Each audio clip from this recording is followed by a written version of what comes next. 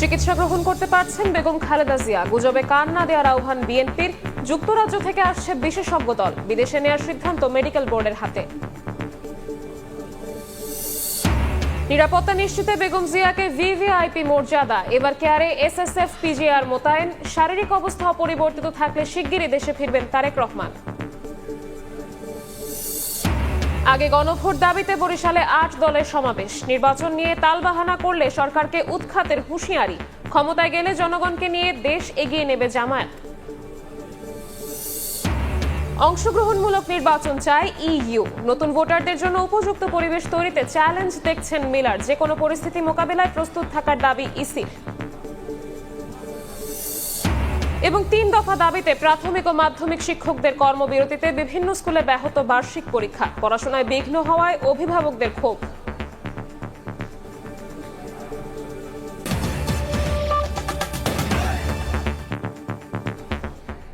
সময় সংবাদের সঙ্গে আছি আমি শবনব নিবিড়। চিকিৎসা গ্রহণ করতে পারছেন বিএনপি চেয়ারপারসন বেগম খালেদা জিয়া। এমনটা জানিয়ে গুজবে কান না দেওয়ার অনুরোধ করেছেন তার ব্যক্তিগত চিকিৎসক ও দলের স্থায়ী কমিটির সদস্য ডক্টর এজেডএম জাহিদ হোসেন। জানান, আজই আসছে যুক্তরাজ্যের বিশেষজ্ঞ চিকিৎসক দল। সব প্রস্তুতি থাকলেও বেগম জিয়াকে বিদেশে নেওয়ার সিদ্ধান্ত মেডিকেল বোর্ডের উপর নির্ভর করছে বলে জানান ডক্টর জাহিদ। ২৩ নভেম্বর থেকে রাজধানীর এভার কেয়ার হাসপাতালে চিকিৎসাধীন বিএনপি চেয়ারপারসন বেগম খালেদা জিয়া। অবস্থার অবনতি হলে ২৭ নভেম্বর নেওয়া হয় সিসিইউতে। সংকটাপন্ন বিএনপি চেয়ারপারসনের চিকিৎসা তদারকি করছে দেশি বিদেশি বিশেষজ্ঞ চিকিৎসকদের নিয়ে গঠিত মেডিকেল বোর্ড। ইনশাআল্লাহ আমরা এই যাত্রাও আপনাদের ভালোবাসা। বেগম জিয়ার চিকিৎসা সংক্রান্ত সবশেষ খবর জানাতে মঙ্গলবার বেলা 12:30টার দিকে এভার কেয়ার হাসপাতালের সামনে ব্রিফিং করেন বিএনপি চেয়ারপারসনের ব্যক্তিগত চিকিৎসক ও দলের স্থায়ী কমিটির সদস্য ডাক্তার এজেডএম জাহিদ হোসেন। জানান, চিকিৎসা নিতে পারছেন বেগম জিয়া। কোনো গুজবে কান না দেওয়ার অনুরোধ করেন ডাক্তার জাহিদ। আল্লাহর অশেষ মেহেরবানিতে ডাক্তাররা যে চিকিৎসা দিচ্ছেন সেই চিকিৎসা সেটি উনি গ্রহণ করতে পারছেন, অথবা আমরা যদি বলি মেনটেন করছেন। এই সংকটময় মুহূর্তে আপনাদের মাধ্যমে দেশবাসীর কাছে ওনার সুস্থতার জন্য দোয়া চাই। কোনো ধরনের গুজব ছড়ানো এবং গুজবে কান না দেওয়ার জন্য বিনীতভাবে পরিবারের পক্ষ থেকে, দলের পক্ষ থেকে আপনাদেরকে আমরা অনুরোধ করছি। উন্নত চিকিৎসার জন্য বেগম জিয়াকে দেশের বাইরে নেয়ার বিষয়টি নির্ভর করছে বিশেষজ্ঞ চিকিৎসকদের পর্যবেক্ষণ ও পরামর্শের উপর, জানান ডাক্তার জাহিদ। ইউকে থেকে ওনাকে দেখার জন্য বিশেষজ্ঞ আসবেন এবং ওনারা দেখবেন। দেখার পরবর্তীতে ওনাকে যদি ট্রান্সফারেবল হয়, আমাদের যদি ট্রান্সফার করার প্রয়োজন পড়ে মেডিকেল বোর্ড মনে করে, তখনই ওনাকে সেই যথাযথ সময়ে ওনাকে চিকিৎসার জন্য দেশের বাইরে নিয়ে যাওয়া হবে। আমাদের সকল প্রস্তুতি আছে, কিন্তু সর্বোচ্চটা মনে রাখতে হবে যে রোগীর বর্তমান অবস্থা এবং সর্বোপরি মেডিকেল বোর্ডের পরামর্শের বাইরে কোনো কিছু করার সুযোগ এই মুহূর্তে আমাদের নেই। বেগম জিয়ার চিকিৎসার খোঁজ নিতে মঙ্গলবারও এভার কেয়ার হাসপাতালের সামনে ভিড় করেন দেশের বিভিন্ন জায়গা থেকে আসা নেতাকর্মীরা। বিএনপি চেয়ারপারসনের সুস্থতা কামনায় দোয়া মোনাজাত করেন অনেকে। এদিকে অসুস্থতার কঠিন সময়ে বেগম জিয়ার সুস্থতা কামনায় জনগণের ঐক্য, সহমর্মিতা ও সংহতির জন্য দল ও পরিবারের পক্ষ থেকে কৃতজ্ঞতা প্রকাশ করেছেন বিএনপির ভারপ্রাপ্ত চেয়ারম্যান তারেক রহমান। ফেসবুক পোস্টে তিনি লিখেছেন, দেশি বিদেশিদের শুভকামনা তাকে গভীরভাবে স্পর্শ করেছে। দেশবাসীর সম্মিলিত সমর্থনই তার পরিবারের শক্তি ও প্রেরণার উৎস। ফারুক ভিয়া, রবিন, সময় সংবাদ, ঢাকা। বিএনপি চেয়ারপারসন বেগম খালেদা জিয়াকে ভিভিআইপি ঘোষণা করেছে অন্তর্বর্তী সরকার। যমুনায় উপদেষ্টা পরিষদের বিশেষ বৈঠকে এই সিদ্ধান্ত নেওয়া হয়। ব্রিফিংয়ে পরিকল্পনা উপদেষ্টা আরও জানান, নির্বিঘ্ন চিকিৎসা, প্রয়োজনে বিদেশে নেয়ার পরিকল্পনা এবং উচ্চ মর্যাদা বিবেচনায় সাবেক প্রধানমন্ত্রীকে ভিভিআইপি ঘোষণার সিদ্ধান্ত নেওয়া হয়। এরই মধ্যে এভার কেয়ারে বেগম জিয়ার নিরাপত্তার দায়িত্ব নিয়েছেন এসএসএফ ও পিজিআর সদস্যরা। বিএনপি চেয়ারপারসন বেগম খালেদা জিয়ার শারীরিক অবস্থার বিষয়ে প্রধান উপদেষ্টার রাষ্ট্রীয় অতিথি ভবন যমুনায় বৈঠকে বসে উপদেষ্টা পরিষদ। মঙ্গলবার সকালে অনুষ্ঠিত বিশেষ এই সভায় 3 বারের সাবেক প্রধানমন্ত্রী বিএনপি চেয়ারপারসন বেগম খালেদা জিয়ার আশু রোগমুক্তি কামনা করে দোয়া ও প্রার্থনা করা হয়। পাশাপাশি জাতির কাছে তার জন্য দোয়া ও প্রার্থনার আহ্বান জানানো হয়। সভা শেষে পরিকল্পনা উপদেষ্টা ওয়াহিদউদ্দিন মাহমুদ সাংবাদিকদের জানান, বেগম জিয়াকে রাষ্ট্রের গুরুত্বপূর্ণ ব্যক্তি হিসেবে ঘোষণার সিদ্ধান্ত নেওয়া হয়েছে। বিষয়টি তার পরিবারকেও অবহিত করা হয়েছে। এতে তাকে ভিভিআইপি নিরাপত্তা দেওয়ার নির্দেশনা প্রদান করা হয়। তার নিরাপত্তা ও যাতায়াতের সুবিধা এবং উচ্চ মর্যাদা বিবেচনায় তাকে রাষ্ট্রের অতি গুরুত্বপূর্ণ ব্যক্তি ভিভিআইপি ঘোষণা করার সিদ্ধান্ত নেওয়া হয়। এছাড়া বিএনপি চেয়ারপারসনের সার্বিক চিকিৎসা ব্যবস্থা ও উন্নত চিকিৎসার জন্য বিদেশে নেওয়া সহ সকল ধরনের পদক্ষেপ গ্রহণ করার সিদ্ধান্ত নেওয়া হয়েছে বলেও জানান পরিকল্পনা উপদেষ্টা। সভায় বেগম খালেদা জিয়ার বর্তমান শারীরিক অবস্থা বিবেচনায় হাসপাতালে তার নির্বিঘ্ন চিকিৎসা, প্রয়োজনে উন্নত চিকিৎসার জন্য বিদেশে নিয়ে যাওয়ার পরিকল্পনা অবিলম্বে কার্যকরের জন্য সংশ্লিষ্ট সকল সংস্থাকে নির্দেশনা প্রদান করা হয়। এদিকে দুপুর 2টার দিকে বিএনপি চেয়ারপারসন বেগম খালেদা জিয়ার নিরাপত্তায় রাজধানীর এভারকেয়ার হাসপাতালে মোতায়েন করা হয়েছে বিশেষ নিরাপত্তা বাহিনী এসএসএফ ও পিজিআর। তৎপরতা বেড়েছে পুলিশ সহ অন্য বাহিনীরও। বিশেষ নিরাপত্তা বাহিনী আইন 2021 অনুযায়ী অতি গুরুত্বপূর্ণ ব্যক্তিদের নিরাপত্তা বিধান করা এই বাহিনীর অর্থাৎ এসএসএফ এর দায়িত্ব। তাই প্রধান উপদেষ্টা ও রাষ্ট্রপতির ন্যায় বেগম জিয়ার সার্বিক নিরাপত্তা নিশ্চিতে এসএসএফ নিয়োজিত থাকবে এবং তার নিরাপত্তার বিঘ্ন ঘটাইতে পারে এইরূপ গোয়েন্দা তথ্য সংগ্রহ ও আদান প্রদান করিবে এবং তাহাদিকে দৈহিক নিরাপত্তা প্রদানের জন্য প্রয়োজনীয় সকল ব্যবস্থা গ্রহণ করবে। শফিকুজ্জামান রুবেল, সময় সংবাদ, ঢাকা। এই মুহূর্তে রাজধানীর এভারকেয়ার হাসপাতালের সামনে আছেন সহকর্মী আহমেদ সালেহিন। সরাসরি যাচ্ছি তার কাছে। সালেহিন, সাবেক প্রধানমন্ত্রী বিএনপি চেয়ারপারসন বেগম খালেদা জিয়া আজকে 6ষ্ঠ দিনের মতো করোনারি কেয়ার ইউনিট সিসিউতে ভর্তি আছেন। অর্থাৎ আমি যেখানে দাঁড়িয়ে আছি সেটি রাজধানীর বসুন্ধরা আবাসিক এলাকার এভারকেয়ার হাসপাতালের সামনে এবং এই হাসপাতালেই বিএনপি চেয়ারপারসন বেগম খালেদা জিয়া গত 23শে নভেম্বর ভর্তি হয়েছিলেন এবং তারপরে 27 নভেম্বর তার ফুসফুসে সংক্রমণ নিয়ে তিনি সিসিউতে ভর্তি হয়েছিলেন এবং তিনি কিন্তু এখনও সিসিউতে আছেন। তার চিকিৎসক আজকে দুপুর 12টার পর একটি সংবাদ সম্মেলন করেছেন। সাংবাদিকদের উদ্দেশ্যে তিনি জানিয়েছেন যে তিনি তার চিকিৎসা গ্রহণ করতে পারছেন, চিকিৎসকরা যে চিকিৎসা তাকে দিচ্ছেন তিনি সেটা গ্রহণ করছেন এবং দেশবাসীর কাছে তিনি দোয়া চেয়েছেন। একই সঙ্গে তিনি বলেছেন যে কোনো ধরনের বিভ্রান্তিকর তথ্য থেকে সবাইকে সচেতন হওয়ার জন্য এবং ডাক্তার, বিএনপি ছাড়া অন্য কারো বরাতে কোনো তথ্য জানিয়ে প্রচার করা না হয় সে বিষয়ে তিনি অনুরোধ জানিয়েছেন। একই সঙ্গে তিনি বলেছেন যে আজকে জানিয়েছিলেন যুক্তরাজ্য থেকে একটি মেডিকেল টিম তা বেগম জিয়ার চিকিৎসায় ঢাকায় আসার কথা। তবে এই মাত্র আমি মেডিকেল বোর্ডের একজন চিকিৎসকের সাথে কথা বলেছি, তিনি জানিয়েছেন যুক্তরাজ্য থেকে যে চিকিৎসক দলটি আসার কথা সেটি আসবে আগামীকাল। অর্থাৎ ডাক্তার জাহিদ যেটি বলেছিলেন আজকে আসার কথা সেটি আজকে নয়, এটি আগামীকাল আসবে, সেটি কিন্তু আমরা জানতে পেরেছি। এবং গতকালকে কিন্তু আমরা জানতে পেরেছিলাম যে চীনের একটি অ্যাডভান্স টিম ঢাকায় এসেছেন এবং এভারকেয়ার হাসপাতালে বেগম জিয়ার স্বাস্থ্যের বিভিন্ন ধরনের রিপোর্ট তারা নিয়েছেন। তাদেরও কিন্তু একটি দল অর্থাৎ মেডিকেল টিম চীন থেকে আসার কথা ছিল আজকে, সেটি কিন্তু এখনও আসেনি। সেটিও কিন্তু হয়তো আগামীকাল আসবে বলে আমরা জানতে পেরেছি, চিকিৎসকদের বরাত দিয়ে আমি জানতে পেরেছি। একই সঙ্গে যে মেডিকেল বোর্ডের সদস্য যারা রয়েছেন তাদের সঙ্গে কিন্তু বিভিন্ন দেশের অর্থাৎ আমেরিকা, যুক্তরাজ্য, চীন এবং সিঙ্গাপুর সহ কয়েকটি দেশের চিকিৎসকরা বেগম জিয়ার এই চিকিৎসায় তারা দেশের বাইরে থেকেও কিন্তু পর্যবেক্ষণ করছেন, তারা কিন্তু কথা বলছেন, মেডিকেল বোর্ডের সঙ্গে সহায়তা করছেন। আপনারা একটি বিষয় বলে রাখতে চাই, সেটি হচ্ছে যে বেগম জিয়ার যে বর্তমান যে অবস্থা সেটি হচ্ছে অপরিবর্তিত অবস্থায় আছে, সেটি কিন্তু বিএনপির তরফ থেকে জানানো হয়েছে। রুহুল কবির রিজভী সিনিয়র যুগ্ম মহাসচিব বিএনপির তিনি কিন্তু জানিয়েছিলেন এবং চিকিৎসকদের বরাদ্দ কিন্তু সেই অবস্থায় কিন্তু এখনও কিন্তু রয়েছে। আরেকটি বিষয় বলে রাখতে চাই যে বেগম জিয়াকে গতকাল রাতে অতি গুরুত্বপূর্ণ ব্যক্তি ঘোষণা করে সরকারের পক্ষ থেকে, রাষ্ট্রের পক্ষ থেকে তাকে নিরাপত্তা দেওয়া হয়েছে এবং তাকে অতি গুরুত্বপূর্ণ ব্যক্তি ঘোষণা করা হয়েছে একটি প্রজ্ঞাপনের মাধ্যমে। এবং তারপরে কিন্তু আমরা দেখেছি আজকে দুপুর 2:20 এই এভারকেয়ার হাসপাতালে বেগম জিয়ার নিরাপত্তায় এবং তিনি অতি গুরুত্বপূর্ণ ব্যক্তি হওয়ার ঘোষণার পর থেকেই আমরা দেখেছি বিশেষ নিরাপত্তা বাহিনী, রাষ্ট্রের এসএসএফ এবং পিজিআর তারা কিন্তু এই হাসপাতালে অবস্থান করছেন, তারা কিন্তু এখানে আছেন।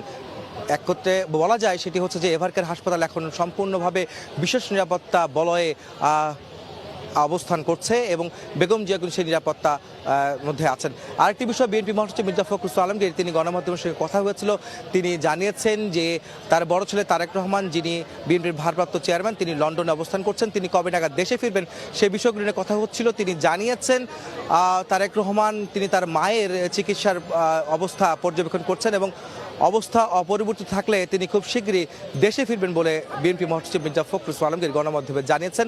তো এখন পর্যন্ত যদি বলা যায় যে এই এলাকায় এভারকেয়ার হাসপাতালের সামনে নেতাকর্মীদের কিছুটা ভিড় রয়েছে, তার থেকে বেশি রয়েছে উৎসুক জনতার ভিড়, যে কারণে যানজটও কিছুটা রয়েছে এই এলাকাটিতে।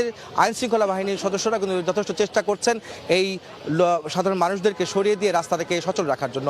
সব মিলিয়ে বিএনপি চেয়ারপারসন বেগম খালেদা জিয়ার স্বাস্থ্যের অবস্থা পরবর্তীতে আমরা আরও জানতে পারবো, পরবর্তী বুলেটিনে জানানোর চেষ্টা করব। তো এই ছিল আমার কাছে রাজধানীর এভারকেয়ার হাসপাতাল থেকে বিএনপি চেয়ারপারসন বেগম খালেদা জিয়ার স্বাস্থ্যের সবশেষ খবর।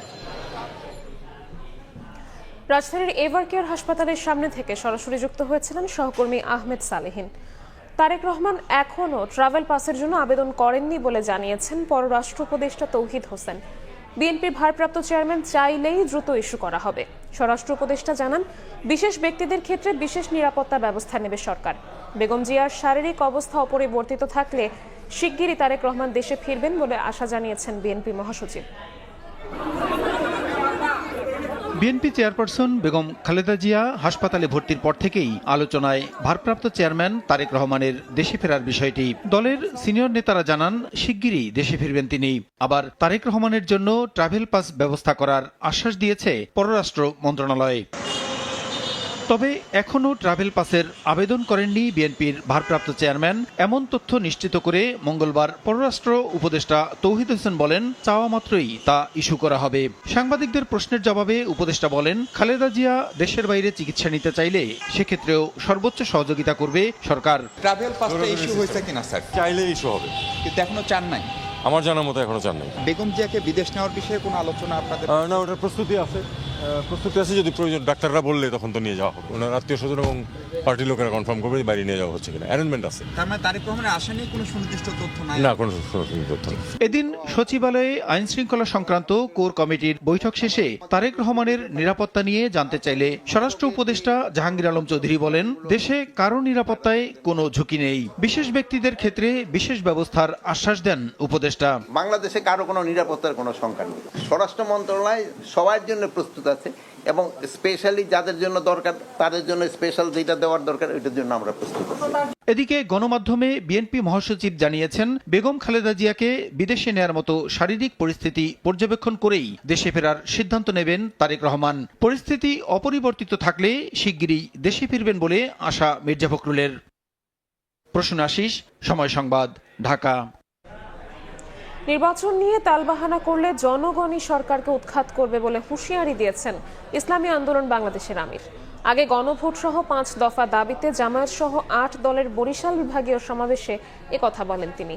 এদিকে রাজধানীতে আলাদা আয়োজনে জামায়াত আমির বলেন, ক্ষমতায় গেলে জনগণকে অন্ধকারে রেখে কোনো কাজ করবে না জামায়াত। 5 দাবিতে জামায়াত সহ সমমনা 8 দলের বিভাগীয় সমাবেশ এবার বরিশালে। নগরের ঐতিহাসিক বেলস পার্ক মাঠে কানায় কানায় পূর্ণ হয় নেতাকর্মীদের পদচারণায়। জাতীয় নির্বাচনের আগে গণভোট, লেভেল প্লেইং ফিল্ড নিশ্চিত সহ অন্যান্য দাবি আদায়ে মুহুর্মুহু স্লোগানে মুখর গোটা এলাকা। সমাবেশে ইসলামী আন্দোলন বাংলাদেশের আমির বলেন, নির্বাচন নিয়ে তালবাহানা করলে দেশের জনগণই সরকারকে উৎখাত করবে। সেই সঙ্গে বাংলাদেশে আর কোনোদিন খুনি, চাঁদাবাজ, টেন্ডারবাজ, অর্থ পাচারকারীদের জায়গা হবে না জানিয়ে বিদেশি প্রভুভক্ত তাবেদার রাষ্ট্র হতে দেবে না বলেন এই নেতা। আর খুনিদের জায়গা, আর চাঁদাবাজদের জায়গা, আর বিদেশি টাকা পাচারকারীদের জায়গা, আর আমাদের দেশকে বিদেশের দাবিদার যারা বানাতে চায় তাদের জায়গা বাংলার জমিনের মধ্যে হবে না। উৎখাত করতে হবে, মানবতা প্রতিষ্ঠিত করতে হবে। এদিকে ফরিদপুরে গণসমাবেশে জামায়াতের নায়েবে আমির এটিএম আজহারুল ইসলাম বলেন, সুষ্ঠু নির্বাচনের মধ্য দিয়ে জামায়াত সরকার গঠন করলে বাংলাদেশ হবে দুর্নীতিমুক্ত স্বনির্ভর দেশ। আমরা আর স্বৈরাচারী শাসন চাই না। গণভোট এবং নির্বাচন একসাথে হওয়ার কারণে কোনো সমস্যা সৃষ্টি হয় তাহলে কিন্তু সরকারকে দায়িত্ব বহন করতে হবে। তারা মনে করে যে অন্যদেরকে ম্যানেজ করা যায়, জামায়াতকে ম্যানেজ করা যায় না। রাজধানীর মিরপুরে ওষুধ ব্যবসায়ীদের সঙ্গে এক আলোচনা সভায় যোগ দেন জামায়াত আমির শফিকুর রহমান। বলেন, ক্ষমতায় গেলে জনগণকে অন্ধকারে রেখে কোনো কাজ করবে না তার দল। আমরা এই সমস্ত অব্যবস্থাপনার বিরুদ্ধে দাঁড়িয়েছি, দাঁড়িয়ে থাকবো, চলতে থাকবো, থামবো না। গুরুত্বপূর্ণ কাজগুলোতে হাত দেওয়ার আগে অবশ্যই সংশ্লিষ্ট অংশীদার অংশীজনদের সাথে আগে বসবো, তাদের মুখ থেকে বাস্তবধর্মী কথাগুলো শুনবো, সেগুলাকে আমলে নিব, তারপরে অগ্রাধিকার ভিত্তিতে ইনশাআল্লাহ কোনটার পর কোনটা হবে সেটা আপনাদেরকে জানিয়েই করা হবে ইনশাআল্লাহ। ইনসাফের ভিত্তিতে আগামীর বাংলাদেশ গঠনের প্রত্যয় ব্যক্ত করেন জামায়াত আমির। যে ঘরের সদস্য আপনারা সে ঘরের সদস্য। শফিক মুন্সি, সময় সংবাদ। সুষ্ঠু ও অংশগ্রহণমূলক নির্বাচন দেখতে চায় ইউরোপীয় ইউনিয়ন। নির্বাচনে নতুন ভোটারদের স্বতঃস্ফূর্তভাবে কেন্দ্রে নেয়াকে অন্যতম বড় চ্যালেঞ্জ মনে করছে ইইউ। নির্বাচন ভবনে বৈঠক শেষে ব্রিফিংয়ে এসব কথা জানান ইউরোপীয় ইউনিয়নের রাষ্ট্রদূত মাইকেল মিলার। বলেন, নতুন ভোটারদের কেন্দ্রে নিয়ে যাওয়ার মতো উপযুক্ত পরিবেশ তৈরি করা এখন কমিশনের বড় দায়িত্ব। জুলাই সনদ বাস্তবায়নে গণভোট আয়োজনকে ইতিবাচক হিসেবে দেখছে ইউরোপীয় ইউনিয়ন। নির্বাচন নিয়ে ইসির চলমান প্রস্তুতি সন্তোষজনক বলেও জানান ইইউ রাষ্ট্রদূত। বৈঠকে সিএসির পক্ষ থেকে জানানো হয়, সব ধরনের পরিস্থিতি মোকাবিলায় কমিশন সম্পূর্ণ প্রস্তুত।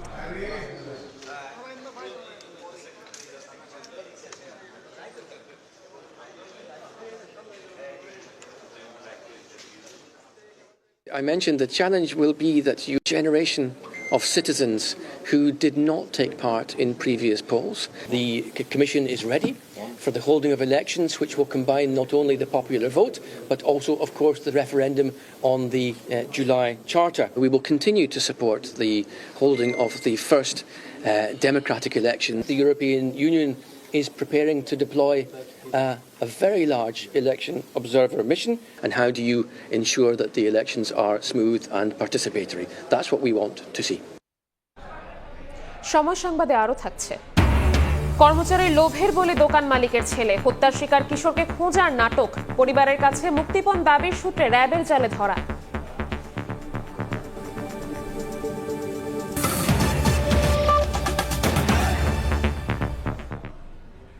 অন্তর্বর্তী সরকারের বৈধতা চ্যালেঞ্জ করে আবেদনের শুনানি বুধবার পর্যন্ত মুলতবি করেছেন আপিল বিভাগ। মঙ্গলবার প্রায় 2 ঘন্টা শুনানি হয়। মতামত দেন 3 সিনিয়র আইনজীবী। বলেন, গণ অভ্যুত্থানের পর গঠন হওয়া সরকারের বৈধতা নিয়ে প্রশ্ন তোলার সুযোগ নেই। যে সরকার শপথ নেয়ার পর সুপ্রিম কোর্ট পুনর্গঠন করেছে, সেই আদালতে গিয়েই সেই সরকারের বৈধতা নিয়ে প্রশ্ন তোলা স্ববিরোধী। শপথ গ্রহণ করতেছি যে অন্তর্বর্তী সরকারকে অবৈধ ঘোষণা চেয়ে একটি মামলার শুনানি চলছে দেশের সর্বোচ্চ আদালতে।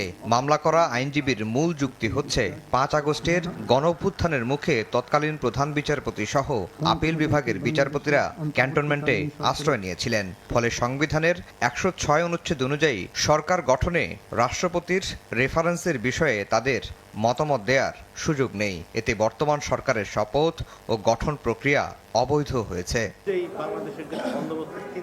মঙ্গলবার শুনানিতে রিটকারীর এসব যুক্তি উড়িয়ে দিয়েছেন 3 আইনজীবী। শিশির মনির বলছেন, গণ অভ্যুত্থানই এই সরকারের ম্যান্ডেট। সুপ্রিম কোর্টের মতামত দেয়া বা নেয়ায় বৈধতা প্রশ্নবিদ্ধ হবে না।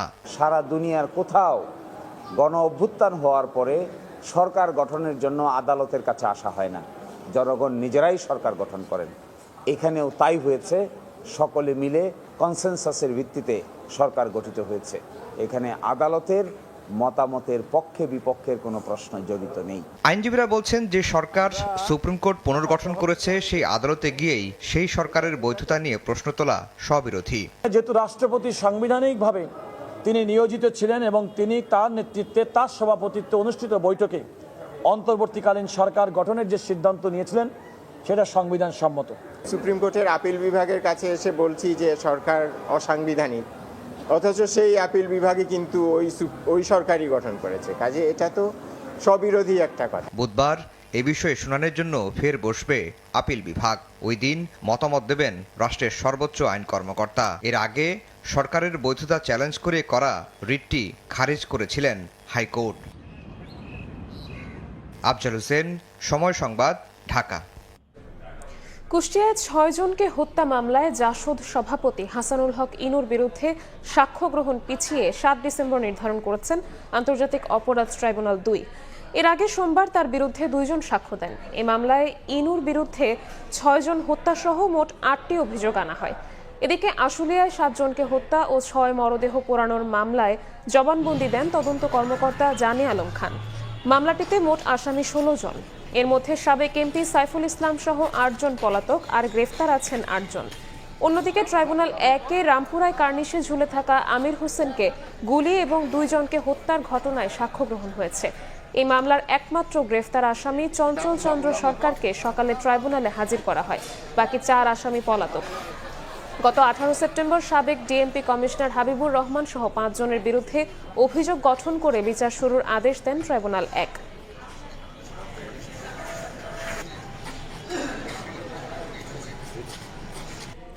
দাবি আদায়ে দ্বিতীয় দিনের মতো কর্মবিরতিতে সরকারি মাধ্যমিক ও প্রাথমিকের শিক্ষকরা।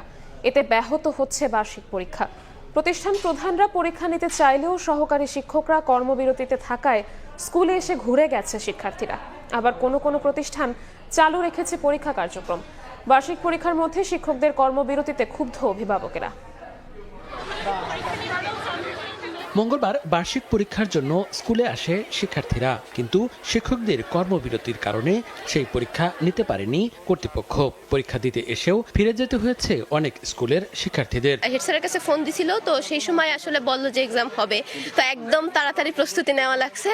সেটা শুনতেছি যে হবে না। কালকে আমরা আসছিলাম প্রিপারেশন নিয়ে, কালকে হয় নাই, ঘুরে গেছি, আজকেও হয় নাই। বিসিএস ক্যাডারভুক্ত করা সহ 4 দফা দাবিতে সোমবার থেকে কর্মবিরতিতে সরকারি মাধ্যমিক বিদ্যালয়ের শিক্ষকরা। এদিকে সরকারি প্রাথমিক বিদ্যালয়ের শিক্ষকরাও 10ম গ্রেড সহ 3 দফা দাবিতে পরীক্ষা নেওয়া বন্ধ রেখে কর্মবিরতি পালন করছেন। আমাদের আগামীকালকের পর্যন্ত কর্মসূচি, যদি এর ভিতরে আমাদের দাবিটা মেনে নেয়, আমরা পরশুদিন থেকে অর্থাৎ বৃহস্পতিবার থেকে আমরা আমাদের পরীক্ষা শিক্ষার্থীদের নেব। মাননীয় উপদেষ্টার কাছে, দেশবাসীর কাছে আমরা জানিয়েছি, এরপর যদি আমাদের দাবিগুলো মানা না হয় তারা আমরা আরো কর্মসূচি দিতে বাধ্য হব। বার্ষিক পরীক্ষার সময় শিক্ষকদের এমন কর্মসূচিতে ক্ষুব্ধ অভিভাবকরা। শিক্ষার্থীদের উপর এর নেতিবাচক প্রভাব পড়ার আশঙ্কা দেখছেন তারা। একটা বছর পড়াশোনা করছে, আর এই সময় ওদের মন মানসিকতা একটু অন্যরকম হয়ে যাচ্ছে। প্রতিদিনই বলে আম্মু কালকে কি পরীক্ষাটা হবে, এসে ওর বাবা এসে জিজ্ঞাসা করে যায় ম্যাডাম কি হবে। ফাইনাল পরীক্ষার মাঝ বরাবর এসে কেন এই ধরনের ডিসিশন নিয়ে বাচ্চাদের হয়রানি করতেছে? এটা কি বাচ্চাদের মানসিকভাবে তাদের উপরে প্রেসার দেওয়া হচ্ছে না? তবে সব প্রতিষ্ঠানে শিক্ষকদের কর্মবিরতির প্রভাব পড়েনি। কোনো প্রতিষ্ঠান চালু রেখেছে বার্ষিক পরীক্ষা। এমনকি কোনো প্রতিষ্ঠানের শিক্ষার্থীরা বার্ষিক পরীক্ষা নেওয়ার দাবিতে বিক্ষোভ করেছে। আমাদেরও কিছু দাবি আছে। মনিরুজ্জামান প্রান্ত, সময় সংবাদ। এ যেন ঘরের শত্রু বিভীষণ। গ্রামের গরিব ঘরের ছেলেকে নিজের প্রতিষ্ঠানে কর্মচারীর কাজ দিয়ে শেষমেশ তার হাতেই খুন হলো নিজের ছেলে। মুক্তিপণের 5 কোটি টাকা হাতানোর জন্য দোকান মালিকের 13 বছর বয়সী ছেলে আতিককে অপহরণের পর হত্যা করে কর্মচারী তারেক। রাজধানীতে সম্প্রতি ঘটা এই খুনের অভিযোগ পাওয়ার 24 ঘন্টার মাথায় র্যাবের জালে ধরা পড়ে হত্যায় জড়িত বিরিয়ানি দোকানের কর্মচারী তারেক। মাসুদুর রহমানের রিপোর্ট। 14 নভেম্বর রাত 8টা রাজধানীর আজিজ সুপার মার্কেটের মুসলিম বিরিয়ানিতে তেহারি খেতে যায় মালিকের ছেলে আতিক হাসান। কথা ছিল খাওয়া শেষে বাসায় ফিরবে আতিক, কিন্তু সেই থেকে নিখোঁজ আতিক। একমাত্র ছেলেকে খুঁজে না পেয়ে দিশেহারা বাবা বাবুল হোসেন পুরো এলাকা তন্ন করে ঘুরে ঘেটে দেখেছেন সিসিটিভি ফুটেজ। তারপরও খোঁজ মেলেনি আতিকের। থানা পুলিশ, গোয়েন্দা পুলিশের দ্বারে ঘুরে অবশেষে দ্বারস্থ হন র্যাবের। দেন লিখিত অভিযোগ। নিখোঁজ হওয়ার পর আমরা রাত্রে গেলাম শাহবাগ থানায় জিডি করার জন্য। র্যাবের অভিযোগ 3টা বাজে র্যাবে কার্যক্রম চালাইলো। এর মাঝে ঘটনার নতুন মোড় নেয়। র্যাবের সঙ্গে যোগাযোগের আগেই 5 কোটি টাকার বিনিময়ে ছেলেকে ফিরিয়ে দেওয়ার আশ্বাস আসে বিভিন্ন ফোন থেকে। পরে দেখা যায় ফোন নম্বরগুলো ছিল একাধিক রিকশা চালকের। কয়েকজন রিকশা চালককে আটকের পরও খোঁজ মেলেনি আতিকের।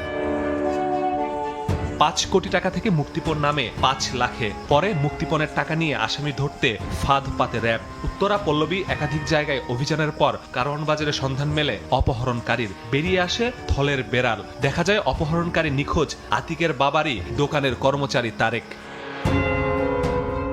পরিকল্পনা মতো 14 নভেম্বর আতিককে ঘুরতে যাওয়ার কথা বলে নেওয়া হয় দিয়াবাড়িতে। সেখানে গিয়ে ঘটে আরেক নাটকীয়তা। তারেক ও আতিক পরে ছিনতাইকারীর কবলে। সর্বস্ব লুটে নেওয়ার পরও আতিককে নিয়ে বাসায় ফিরতে চান না তারেক। এবার তারেককে সন্দেহ করে আতিক। পরে আতিককে গলায় শার্ট পেঁচিয়ে শ্বাসরোধ করে হত্যা করে তারেক। মৃত্যু নিশ্চিত করে খালের ভেতর মরদেহ ফেলে ফিরে আসে সে। এখানেই শেষ নয়। হত্যার পর এবার নতুন নাটক শুরু করে তারেক। আতিকের পরিবারের সঙ্গে মিলে খোঁজা শুরু করে তারেক। একই সঙ্গে মুক্তিপণ আদায়ের চেষ্টাও চালাতে থাকে সে। বিভিন্ন রিকশায় ঘুরে রিকশা চালকদের ফোন দিয়ে ভিন্ন কণ্ঠে আতিকের বাবাকে ফোন করে মুক্তিপণ চায় তারেক। তবে শেষ রক্ষা হয়নি, ধরা পড়ে র্যাবের জালে। বিভিন্ন রিকশায় ওঠে এবং রিকশাওয়ালাদের ফোন ব্যবহার করে ভিকটিমের পিতাকে ফোন দেয় এবং মুক্তিপণ চায়। এই মুক্তিপণ দাবি করে তাকে বোঝানোর চেষ্টা করে যে ভিকটিম এখনো বেঁচে আছে। তারেক ছাড়াও 2 ছিনতাইকারীকে গ্রেফতার করে র্যাব, কিন্তু এখন পর্যন্ত হত্যার সঙ্গে ছিনতাইকারীদের সম্পৃক্ততা পাওয়া যায়নি। এদিকে তারেক একাই অপহরণ ও হত্যা করেছে বলে আদালতে জবানবন্দি দিয়েছেন। মাসুদুর রহমান, সময় সংবাদ, ঢাকা। দেশপ্রেমে উদ্বুদ্ধ হয়ে যে কোনো চ্যালেঞ্জ গ্রহণে ক্যাডেটদের প্রস্তুত থাকার আহ্বান জানিয়েছেন সেনাপ্রধান জেনারেল ওয়াকারুজ্জামান। চট্টগ্রামে বাংলাদেশ মিলিটারি একাডেমিতে আয়োজিত শীতকালীন রাষ্ট্রপতি কুচকাওয়াজে অংশ নিয়ে একথা বলেন তিনি। অনুষ্ঠানে 204 জন নবীন সেনা অফিসার কমিশন লাভ করেন। সাখাওয়াত টিপুর ছবিতে বিস্তারিত জানাচ্ছেন ফেরদৌস লিপি। দীর্ঘ 3 বছরের কঠোর অনুশীলনের পর কমিশন প্রাপ্তি, সেই খুশিতে বাঁধ ভাঙা উচ্ছ্বাস নবীন সেনা অফিসারদের। মঙ্গলবার সকালে চট্টগ্রামে বাংলাদেশ মিলিটারি একাডেমিতে অনুষ্ঠিত হয় শীতকালীন রাষ্ট্রপতি কুচকাওয়াজ। এতে প্রধান অতিথি ছিলেন সেনা প্রধান জেনারেল ওয়াকারুজ্জামান। সালাম গ্রহণ ও কুচকাওয়াজ পরিদর্শন শেষে নবীন ক্যাডেটদের শুভেচ্ছা জানান তিনি। তোমাদেরকে যে কোনো ধরনের চ্যালেঞ্জ গ্রহণের জন্য সর্বদা প্রস্তুত থাকতে হবে। সামরিক চেতনা ও মূল্যবোধকে সমুন্নত রাখতে এবং যে কোনো সিদ্ধান্ত গ্রহণের ক্ষেত্রে দেশপ্রেমকে সর্বাধিক গুরুত্ব দিতে হবে। পরে পুরস্কার তুলে দেওয়া হয় সেরা চৌকস ক্যাডেটদের হাতে। প্রশিক্ষণে কৃতিত্ব অর্জনের জন্য সোর্ড অব অনার পান আজমাইন ইশরাক। এ সময় নবীন অফিসারদের র্যাঙ্ক ব্যাচ পরিয়ে দেন সেনা প্রধান ও তাদের অভিভাবকরা। শৈশব থেকে আমি স্বপ্ন দেখেছি যে সেনাবাহিনীতে যোগদান করব, আজ সেই স্বপ্ন আমার পূরণ হয়েছে। এটা অনেক কঠিন একটা প্রশিক্ষণ ছিল, বাট আলহামদুলিল্লাহ আমরা সুন্দরভাবে শেষ করতে পারছি।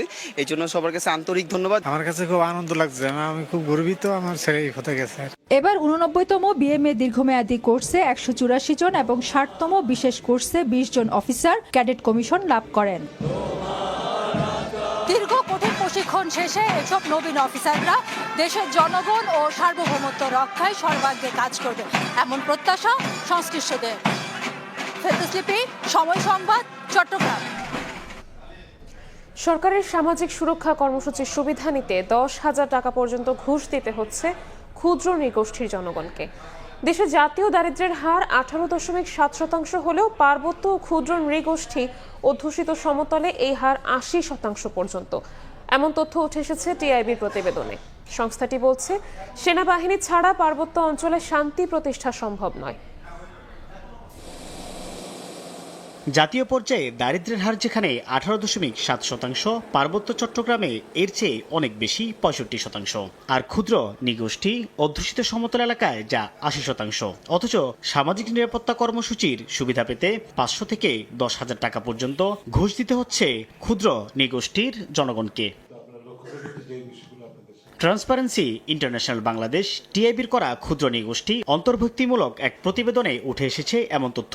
তারা ধর্মীয়, জাতিগত এবং পেশাগত পরিচয়ের কারণে সরকারি সুবিধা পেতে বৈষম্যের সম্মুখীন হচ্ছেন বলে তুলে ধরা হয়েছে ওই প্রতিবেদনে। পার্বত্য শান্তি চুক্তিতে আংশিকভাবে আদিবাসীদের ভূমি অধিকারের স্বীকৃতি দেওয়া হলেও সমতলের আদিবাসীদের জন্য এমন পৃথক কোনো ভূমি আইন নেই, এবং জাতীয় যে ভূমি সম্পর্কিত যে আইনগুলো রয়েছে সেখানেও আদিবাসীদের প্রথাগত ভূমি সত্ত্বের স্বীকৃতি নেই। বিদ্যমান যে উন্নয়ন পরিকল্পনাগুলো রয়েছে সেখানেও স্থানীয় সামাজিক, অর্থনৈতিক এবং ভৌগোলিক বাস্তবতার প্রতিফলন দেখা যাচ্ছে না। এই প্রতিবেদন প্রকাশ উপলক্ষে মঙ্গলবার সকালে রাজধানীর ধানমন্ডিতে টিআইবির নিজস্ব কার্যালয়ে অনুষ্ঠানে উন্নয়নের মূলধারায় ক্ষুদ্র নৃগোষ্ঠী জনগণকে অন্তর্ভুক্তি করতে সামাজিক, অর্থনৈতিক ও রাজনৈতিক বৈষম্য দূর করার তাগিদ দেন সংস্থাটির নির্বাহী পরিচালক। বলেন, পার্বত্য এলাকায় শান্তি ফেরাতে কোনো বিকল্প নেই সেনাবাহিনীর। প্রান্তিক জনগোষ্ঠীর কেন্দ্র করে দুর্নীতি অনেক হচ্ছে, ঘুষ লেনদেন হচ্ছে, যাদের এটা হচ্ছে বাঁচা মরার বিষয়। সেখানে আমরা যেটা দেখলাম যে 500 থেকে 10,000 টাকা পর্যন্ত ঘুষ আদায় করা হচ্ছে। সমতল আদিবাসীদের জন্য আলাদা ভূমি কমিশন করতে হবে, সেটা সরকারের অঙ্গীকার পঞ্চবার্ষিক পরিকল্পনা, সেটা কেন করা হলো না? আর যতটুকুই হয়েছে সেখানে আছে বাজেট বরাদ্দ সম্পদ, আমরা খুব পরিষ্কারভাবে দেখতে পেয়েছি, যে কারণে প্রতি 5 জনের মধ্যে আবেদনকারীর মধ্যে 1 জন মাত্র তালিকাভুক্ত হতে পেরেছে। এ সময় জানানো হয়, সামষ্টিক বিচারে জাতীয় পর্যায়ে সামাজিক নিরাপত্তা কর্মসূচিতে অন্তর্ভুক্তির হার 24.57%, অথচ প্রান্তিক জনগোষ্ঠীর অন্তর্ভুক্তি মাত্র 7.31%।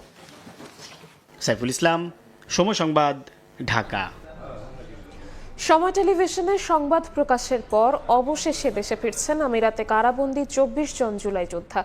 যে স্বজনদের চোখে মুখে ছিল শুধু হতাশা, প্রিয়জনের মুক্তির খবরে তারাই আজ আনন্দে আত্মহারা। আবুধাবির আল সদর কারাগারে বন্দী থাকা 24 প্রবাসী বাংলাদেশির মুক্তির খবর পরিবারগুলোর কাছে যেন নতুন জীবনের শুরু। প্রতিবেদন প্রচারের পর বিষয়টি সরকার ও দায়িত্বশীলদের দৃষ্টি আকর্ষণ করতে সক্ষম হয় দাবি করে সময় সংবাদের প্রতি কৃতজ্ঞতাও জানান প্রবাসী জুলাই যোদ্ধাদের পরিবার। নাজমুল হাসান রাজুর ছবিতে দিন মোহাম্মদ সাব্বিরের বিশেষ রিপোর্টের দ্বিতীয় পর্ব। আলহামদুলিল্লাহ 6 তারিখের মধ্যে ওনারা ডেফিনেটলি বাংলাদেশে থাকবেন। প্রবাসী জুলাই যোদ্ধা শহীদুল আমিন মুন্নার স্ত্রী তানিয়া আমিনের চোখে মুখে এবার স্বস্তির হাসি। কিছুদিন আগেও স্বামীর ছবি হাতে নিয়ে কাঁদছিলেন আর দপ্তর থেকে দপ্তরে ছুটছিলেন তিনি। সব কান্না ভুলে স্বামীর মুক্তির খবরে এবার আনন্দে আত্মহারা 1 বছর ধরে চোখের জলে কাটানো এই মানুষটি। আজকে আমি অনেক পরিমাণ খুশি, কারণ বিগত 1 বছর পর আমি খুশির মুখ দেখছি। আমার চোখ থেকে টোটাল পানি সরে গেছে। সংযুক্ত আরব আমিরাতে জুলাই গণ অভ্যুত্থানের প্রতি সংহতি জানিয়ে আন্দোলনের কারণে যাবজ্জীবন সাজা হয় কয়েকশো প্রবাসী বাংলাদেশের। পরে 3 দফায় প্রায় 200 জনকে দেশে ফেরানো হলেও আবুধাবি আল সদর কারাগারে বন্দী ছিলেন আরও 25 জন। তাদের মুক্তি বা দেশে ফেরানোর বিষয়ে 1 বছরেও অগ্রগতি না হওয়ায় তা নিয়ে সংবাদ প্রচার করে সময় টেলিভিশন। পরে বিষয়টি নিয়ে দায়িত্বশীলরা নড়ে চড়ে বসলে 2 মাসের মধ্যেই বাকিদেরও মুক্তির খবর আসে। প্রবাসে বন্দী স্বজনদের মুক্তির খবরে এখন আনন্দে আপ্লুত পরিবারগুলোও। প্রিয়জনদের ফেরার খবরে ম্লান হয়েছে স্বজনদের রাজ্যের হতাশা। 1 বছর আমাদের অনেক ঘোরাঘুরির পরে বিভিন্ন দপ্তরে আমাদের বাইরে মুক্তি পাচ্ছে, সেই সংবাদ শোনার পরে আমরা অত্যন্ত আনন্দিত। আলহামদুলিল্লাহ সবাই আমাদের পরিবার বলেন, আমাদের বন্ধু 24টা পরিবার বলেন, সবাই আলহামদুলিল্লাহ খুশি। প্রতিবেদন প্রচারের পর বিষয়টি সরকার ও দায়িত্বশীলদের দৃষ্টি আকর্ষণ করতে সক্ষম হয় দাবি করে সময় সংবাদের প্রতি কৃতজ্ঞতা জানান বন্দী প্রবাসীদের স্বজনেরা। সময় টেলিভিশন শুরু থেকে আমাদের জুলাই বন্দীদের সাথে ছিল, পাশে ছিল। সময় টিভির ভাইরা আমাদেরকে অনেক সহযোগিতা করেছে এবং আমাদের পাশে ছিল। আমাদের প্রতিটা ভাইয়ের বাড়িতে গিয়ে তারা সংবাদ জোগাড় করে, সংবাদ ব্যবস্থা করে তাদের কাছে সরকারের কাছে বিভিন্ন মহলে তারা পৌঁছে দিয়েছে। সময় চ্যানেলকে অসংখ্য ধন্যবাদ, কারণ প্রায় সময় বেশিরভাগ সময় আমরা সময় চ্যানেলকে পেয়েছি আমাদের পাশে। গেল 28 নভেম্বর শুরু হয় 24 জন বন্দীর মুক্তি প্রক্রিয়া। খুব শিগগিরই তাদের দেশে ফেরার প্রক্রিয়া শুরু হবে বলে জানান প্রবাসী কল্যাণ উপদেষ্টা। আর বন্দী অবস্থাতেই আবুধাবি আল সদর কারাগারে মৃত্যু হয় একজনের। এখন কারামুক্ত স্বজনদের দেশে ফেরার প্রহর গুনছেন স্বজনেরা। দীর্ঘ অনিশ্চয়তার পর প্রিয়জনের দেশে ফেরার অপেক্ষা দ্রুতই শেষ হবে বলে আশা পরিবারগুলোর। দিন মোহাম্মদ সাব্বির, সময় সংবাদ, ঢাকা। বিদেশি অনেক প্রতিষ্ঠানের পাওনা পরিশোধ করায় বহির্বিশ্বে ভাবমূর্তি উজ্জ্বল হয়েছে বাংলাদেশের। এতে ব্যবসা পরিচালনায় আগ্রহী অনেক বহুজাতিক প্রতিষ্ঠান। যুক্তরাষ্ট্র সফরকালে এমনটাই জানিয়েছেন বাংলাদেশ ব্যাংকের গভর্নর। আর বিনিয়োগের ক্ষেত্রে কর কাঠামো সংস্কার সহ আরও বিনিয়োগ বান্ধব পরিবেশ তৈরির পরামর্শ মার্কিন ব্যবসায়ীদের। তবে সব সুবিধা নিশ্চিত করার কথা জানিয়েছেন অর্থ উপদেষ্টা। অর্থনীতিবিদদের মতে সবকিছুই নির্ভর করছে নির্বাচিত সরকারের ওপর। যুক্তরাষ্ট্র থেকে ফিরে কাজল আব্দুল্লাহর রিপোর্ট। 2024 সালে অন্তর্বর্তী সরকার দায়িত্ব নেওয়ার পর অক্টোবরে অনেকটা অন্তঃসারশূন্য ভঙ্গুর অর্থনীতির তথ্য নিয়ে যুক্তরাষ্ট্রে IMF সম্মেলনে হাজির হয় প্রতিনিধি দল। শত কোটি ডলার বকেয়ার অভিযোগ দেয় মাল্টিন্যাশনাল প্রতিষ্ঠানগুলো। কিন্তু 1 বছর পর এবারের সফরের গল্প ছিল ভিন্ন। অনেক প্রতিষ্ঠানের $4 বিলিয়ন পরিশোধ করায় বাংলাদেশের সঙ্গে আর্থিক কারবারে আস্থা বাড়ছে বলে জানান বাংলাদেশ ব্যাংকের গভর্নর আহসান এইচ মনসুর। এই বছর সেই চিত্রটা কমপ্লিটলি ডিফারেন্ট। কেউ বলে নাই যে আমাদের টাকা স্টাক-আপ আছে বাংলাদেশে, সেটা সম্পর্কে কোনো কিছু নেই। Discussion was more on forward looking, যে আমরা আরও বিনিয়োগ করতে চাই।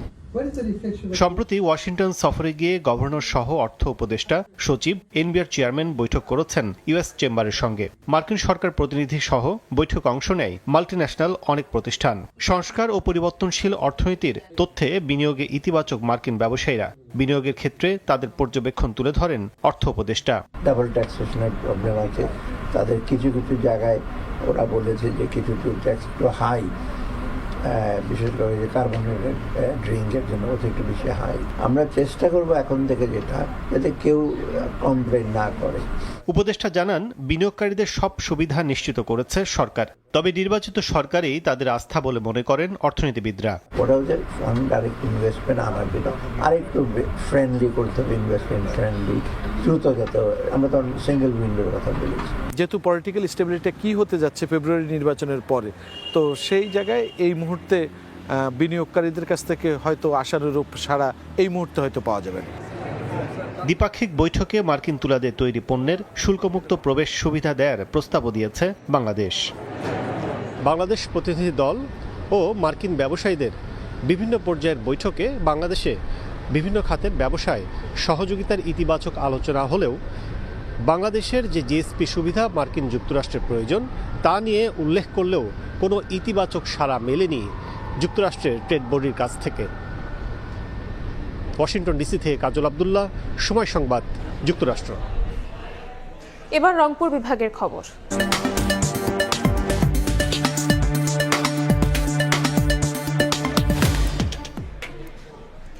রংপুর বিভাগে মাত্র 2টি সরকারি হাসপাতালে আইসিইউ সেবা চালু থাকলেও চাহিদার তুলনায় অপ্রতুল।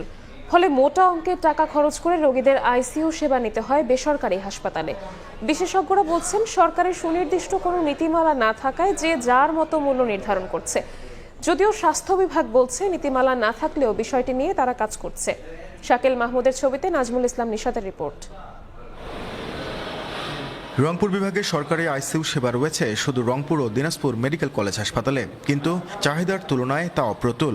রংপুর মেডিকেল কলেজে প্রতিদিন 2000 রোগী সেবা নেন, সেখানে আইসিইউ বেড মাত্র 10টি, অথচ আন্তর্জাতিক মান অনুযায়ী এ সংখ্যা হওয়া উচিত কমপক্ষে 200। কনস্ট্যান্ট চাপের কারণেও আমরা অনেক সময় রোগী নিতে পারি না। রোগীর চাপ সামলানোর জন্য আমি মনে করি আমাদের আইসিইউ শয্যা সংখ্যা বৃদ্ধি করা প্রয়োজন। এদিকে সরকারি হাসপাতালে আইসিইউ, এনআইসিইউ ও এসডিইউ সংকটের সুযোগ নিচ্ছে বিভিন্ন বেসরকারি হাসপাতাল। এসব হাসপাতালে আইসিইউ সেবা নিতে রোগীদের গুনতে হচ্ছে 10,000 থেকে 22,000 টাকা পর্যন্ত, কোনো কোনো ক্ষেত্রে আরও বেশি। এছাড়াও এনআইসিইউ 3,000 থেকে 8,000 এবং এসডিইউ 7,000 থেকে 10,000 টাকা, যা অনেক পরিবারের জন্য অতিরিক্ত চাপ ও দুর্ভোগের। হয় একজন মারা যাবে, সিট ফাঁকা হবে, অথবা সুস্থ হয়ে উপরে যাবে, তখন সিট ফাঁকা হবে। বেসরকারি হাসপাতালে আমরা নিয়ে গেছিলাম, নিয়ে যাওয়া ওখানে প্রায় 3 দিনে আমাদের 80,000 টাকার মতন খরচ হয়ে গেছে। এডমিশন হবে, টাকার দরকার, ওষুধের দরকার বা টাকার দরকার, আমরা কোথায় পাবেন সেটা তারা তো চিন্তা করে না। বিশেষজ্ঞরা বলছেন, সরকারের সুনির্দিষ্ট কোনো নীতিমালা না থাকায় ইচ্ছে মতো মূল্য নির্ধারণ করছে,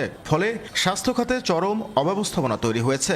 নিয়ম নীতির মাধ্যমে A grade, B grade, C গ্রেডের অনুযায়ী বিভিন্ন সেবার তারা মূল্য নির্ধারণ করবে, কিন্তু এটা তো তারা বাস্তবায়ন করতেছে না। বাস্তবায়ন করতেছে না জন্যই তো বেসরকারি যে সমস্ত হসপিটাল, ক্লিনিক, ডায়াগনোস তারা সুযোগটা নিচ্ছে। তবে স্বাস্থ্য বিভাগের দাবি, নীতিমালা না থাকলেও বিষয়টি নিয়ে তারা কাজ করছেন। যখন যেখানে আমরা কোনো অনিয়ম বা ব্যত্যয় পাচ্ছি, সেখানে আমরা প্রচলিত নিয়ম মোতাবেক আমরা সেখানে ব্যবস্থা গ্রহণ করছি।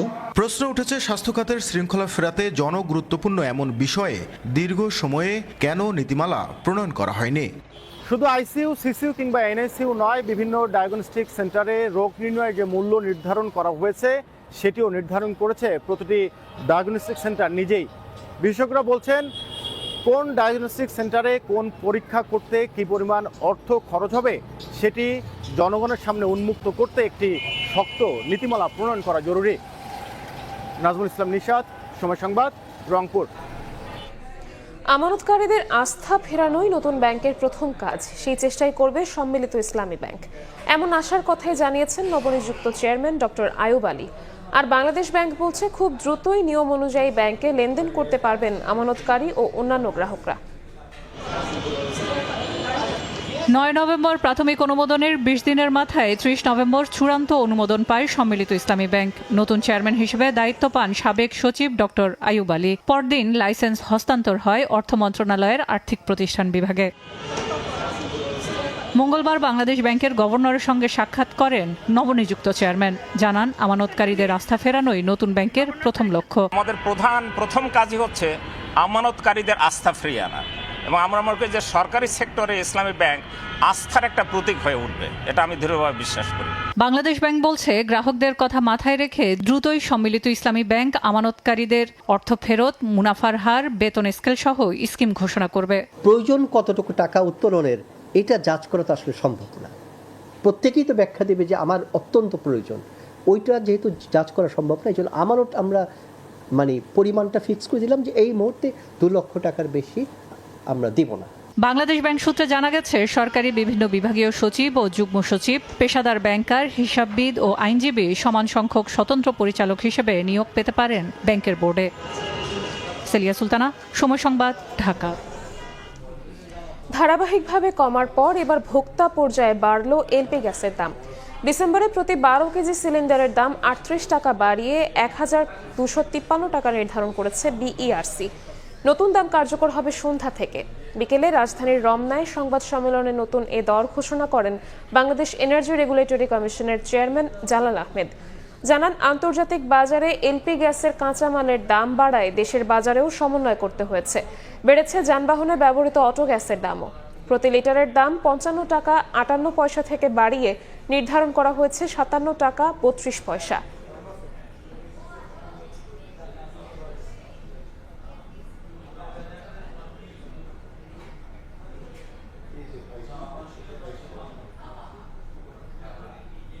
দেশের বাইরের খবর। সাবেক প্রধানমন্ত্রী ইমরান খানের দল পাকিস্তান তেহরিক ইনসাফের বিক্ষোভ কর্মসূচি ঘিরে ইসলামাবাদ ও রাওয়ালপিন্ডিতে 144 ধারা জারি করা হয়েছে। জোরদার করা হয়েছে নিরাপত্তা ব্যবস্থা। ইমরানের শারীরিক অবস্থার খবর ঘিরে অস্থিরতা সৃষ্টির আশঙ্কায় এমন পদক্ষেপ নিয়েছে শাহবাজ প্রশাসন। ভুয়া খবর ছড়িয়ে পড়ার বিরুদ্ধে ব্যবস্থা নিতে সাইবার ক্রাইম এজেন্সিকে ব্যবস্থা নেওয়ার নির্দেশ দিয়েছেন দেশটির মন্ত্রী মহসিন নাকভি। পাকিস্তানের সাবেক প্রধানমন্ত্রী ইমরান খানের শারীরিক অবস্থার খবর ঘিরে উত্তেজনা বাড়ছে। মঙ্গলবার সকাল থেকেই ইসলামাবাদ হাইকোর্টের সামনে নিরাপত্তা জোরদার করা হয়। অস্থিরতা সৃষ্টির আশঙ্কায় এদিন রাজধানী সহ পার্শ্ববর্তী রাওয়ালপিন্ডিতেও 144 ধারা জারি করা হয়। ইসলামাবাদে 2 মাস এবং রাওয়ালপিন্ডি শহরে এই অধ্যাদেশ জারি থাকবে বুধবার পর্যন্ত। এর আওতায় সব ধরনের সভা সমাবেশ, অবস্থান কর্মসূচি, মিছিল সহ 5 জনের বেশি মানুষের জমায়েত নিষিদ্ধ ঘোষণা করা হয়েছে। নির্দেশনা অমান্য করলে কঠোর ব্যবস্থা নেওয়ার হুঁশিয়ারি দিয়েছে সরকার। এর আগে কারাবন্দী ইমরান খানের সঙ্গে সাক্ষাতের দাবিতে মঙ্গলবার ইসলামাবাদ হাইকোর্ট ও আদালিয়া কারাগারের সামনে বিক্ষোভ কর্মসূচি পালনের ঘোষণা দেয় পিটিআই। দলটির দাবি, হাইকোর্টের নির্দেশে সপ্তাহে 2 দিন ইমরান খানকে তার পরিবারের সঙ্গে দেখা করতে দেওয়ার কথা থাকলেও তা মানা হচ্ছে না। ইমরান খানের শারীরিক অবস্থা নিয়ে কিছু বিষয় গোপন করা হচ্ছে বলে আশঙ্কা প্রকাশ করেছেন তার ছেলে কাশিম খান। গত 3 সপ্তাহেরও বেশি সময় ধরে তার সঙ্গে দেখা করতে দেয়া হয়নি বলেও দাবি করেন কাশিম। যদিও নাম প্রকাশে অনিচ্ছুক কারা কর্মকর্তার বরাত দিয়ে গণমাধ্যম ডন জানিয়েছে পিটিআই প্রতিষ্ঠাতা সুস্থ আছেন। এদিকে পাকিস্তানে ব্যাপক হারে ভুয়া খবর ছড়িয়ে পড়ার বিরুদ্ধে সাইবার ক্রাইম এজেন্সিকে ব্যবস্থা নেওয়ার নির্দেশ দিয়েছেন মহসিন নাকভি। স্থানীয় সময় সোমবার লাহোরে এক সংবাদ সম্মেলনে গত কয়েক সপ্তাহে সামাজিক যোগাযোগ মাধ্যমে ছড়িয়ে পড়া 90% খবরই ভুয়া বলে দাবি করেন মন্ত্রী। নাসরিন রুমি, সময় সংবাদ। এ পর্যায়ে শীর্ষ সংবাদগুলো জানিয়ে দিচ্ছি আরও একবার। চিকিৎসা গ্রহণ করতে পারছেন বেগম খালেদা জিয়া। গুজবে কান না দেওয়ার আহ্বান বিএনপির। যুক্তরাজ্য থেকে আসছে বিশেষজ্ঞ দল। বিদেশে নেওয়ার সিদ্ধান্ত মেডিকেল বোর্ডের হাতে। নিরাপত্তা নিশ্চিতে বেগম জিয়াকে ভিভিআইপি মর্যাদা। এবার কেয়ারে এসএসএফ পিজিআর মোতায়েন। শারীরিক অবস্থা অপরিবর্তিত থাকতে শিগগিরই দেশে ফিরবেন তারেক রহমান। এবং আগে গণভোট দাবিতে বরিশালে 8 দলের সমাবেশ। নির্বাচন নিয়ে তালবাহানা করলে সরকারকে উৎখাতের হুঁশিয়ারি। ক্ষমতায় গেলে জনগণকে নিয়ে দেশ এগিয়ে নেবে জামায়াত।